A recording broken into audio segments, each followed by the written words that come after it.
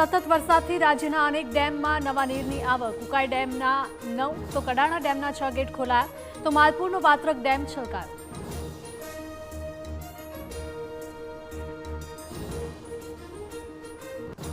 નર્મદા ડેમમાંથી પાણી છોડાતા તંત્ર એલર્ટ. ડભોઈના અનેક ગામોને કરાયા સતર્ક તો ભરૂચમાં ગોલ્ડન બ્રિજ નજીક નર્મદા નદીની જળસપાટીમાં વધારો.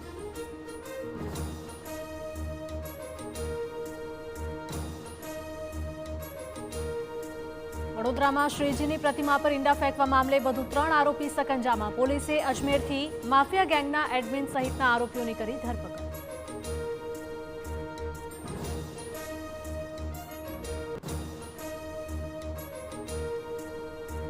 એર ઇન્ડિયાની વધુ એક ફ્લાઇટમાં ખામી. દિલ્હીથી ઇન્દોર જઈ રહેલી ફ્લાઇટના એન્જિનમાં આગ લાગી હતી. દિલ્હીમાં ઇમરજન્સી લેન્ડિંગ. તમામ મુસાફરો સુરક્ષિત.